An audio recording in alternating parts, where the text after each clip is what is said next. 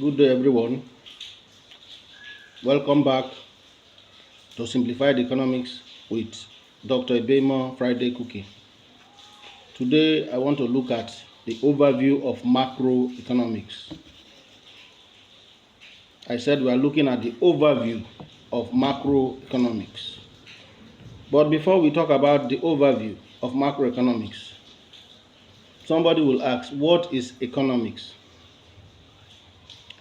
As it is now, we have different definitions of economics, so we cannot say this one is the preferred one. But I would like to give you my own operational definition of economics. What is economics? I will say economics is the study of how humans choose to utilize the resources that are provided by nature and past generations to our own advantage. What did I say? It is the study of how humans choose to utilize resources that are made available by past generations or nature to our what? Advantage. Now, from this definition, you will pick out utilize, the word utilize. When you want to utilize something, it simply means that that thing is not always available, or rather is limited in supply. That is why you want to utilize. When they say, okay, take advantage of, it means that that thing is not always available. Utilize. Most of the resources that we use are not always available. They are insatiable. That is why the word utilize is there. So, generally, economics will not be necessary if everything we need in this life is available. People go to school because they lack knowledge. You are looking for food because you are hungry. And so if you have everything you need in this world, then there will be no need for you to look for anything. You need knowledge, you already have knowledge. You want education, you already have it. There is no need for anything. So if everything was available, then we will not be needing the services of anybody because we already have them. But because things are what? Scarce, there is limit in supply. That is why there is what? Economics. Otherwise, there will be no need for economics, simply put. And now, to understand economics better, economics is broadly divided into two main parts. We have different kinds of economics, but broadly, it is divided into two parts, micro and macro. The micro talks about the individual and the household economics, while the macro look at the economics from the macro, from the aggregate aspect, meaning that if we refer to the economics of Bayelsa State in comparison to the Nigerian economy, it means that we are looking at the micro aspect of it, the components, what aggregates to make the bigger one, the macro aspect. So macro aspect looks at what? The indicators. For example, if we want to talk about development, there are some indices you must take or you must assess to capture whether an economy is developing or not. That is the what? Aggregate. Those are the aggregates. So if you are looking at an economy today, now you are looking at the Nigerian economy as a whole, there are indicators you must mention. You must look at what? The growth. Is the economy growing? You must look at inflation. Inflation does not affect only Bayelsa or Rivers State or Abuja. It is a general problem. That is what? Rise in price. You look at unemployment. Almost all the states have these challenges. You look at exchange rate. Is the exchange rate favorable to your country? You look at balance of payment, security. All these are what? Indices. So when we talk about aggregates of all these, that is what the macroeconomics we are talking about. Now, there are key components of this macroeconomics we are talking about. There are components. Those are the players in the economy, without which the economy cannot function properly. What are these key players of the economy? Number one, the household. What is the household? That is the sector of humans. That is the sector that belongs to the family, the human beings. What do we do? What is our contribution to the economy? We provide what? Factor services.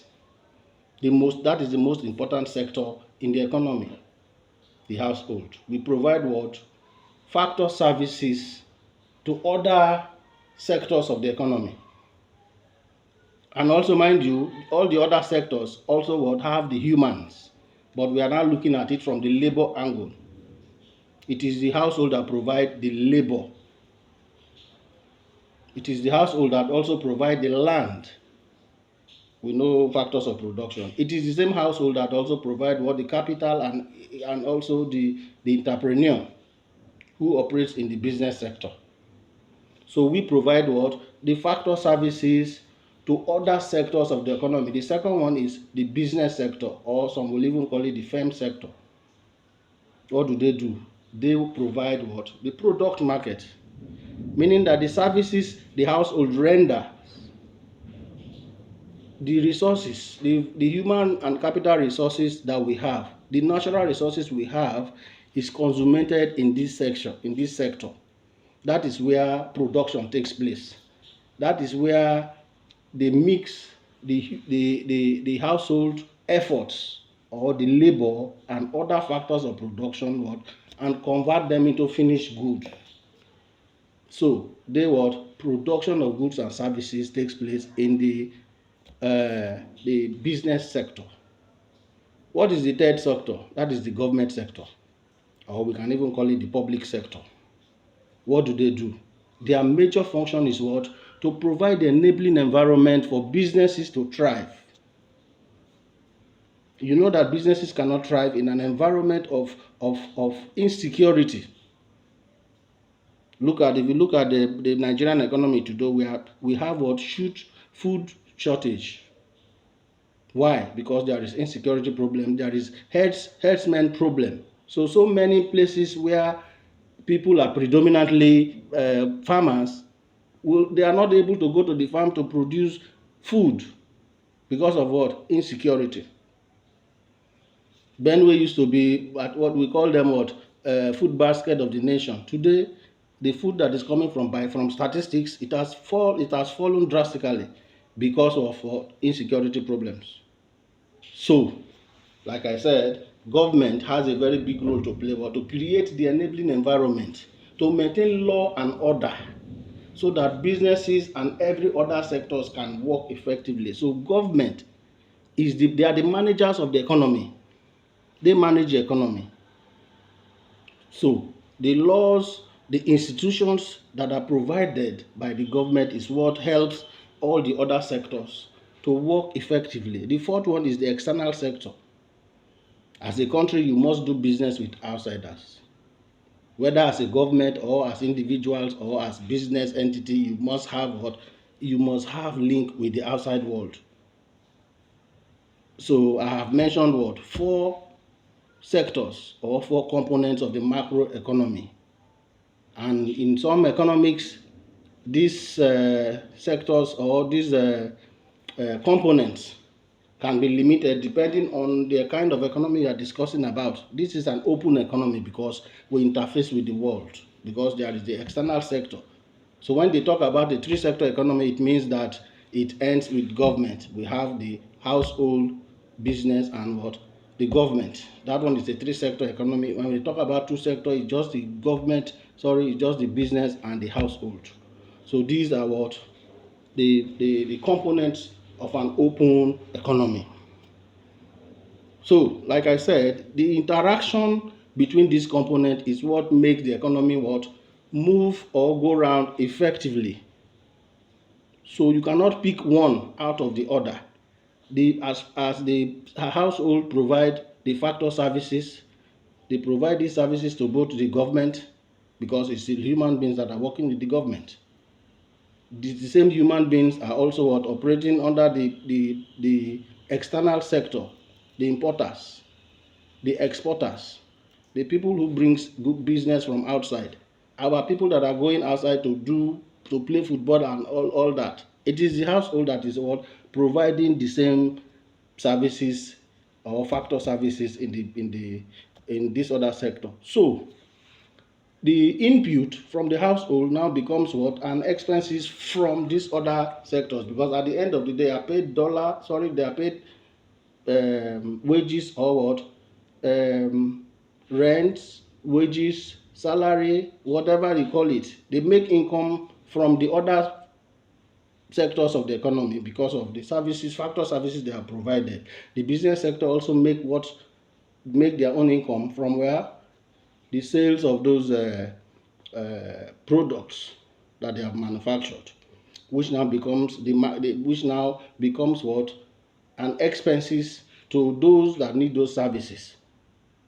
So as a business sector, as a company, banks, schools that operate under the what? The business sector, you employ the services of the government sector in terms of what? Provision of security, or even, and you will also pay tax to the government to be able for them to be able to what? Provide the enabling environment, because they will also need money. The budget, all the infrastructures that the government need to provide, because that is their own role. They will make them. When we say creating the enabling environment, we are talking about security, we are talking about infrastructure, we are talking about good governance, because if there is no good governance, and then there cannot be what? There cannot be productive activities. If the government is not firm in security, if they are not firm in making sure that there is infrastructure.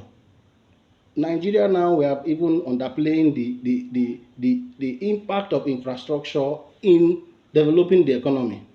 If there are no good roads, if there is no light, if there is no whatever, it will definitely affect the private sector.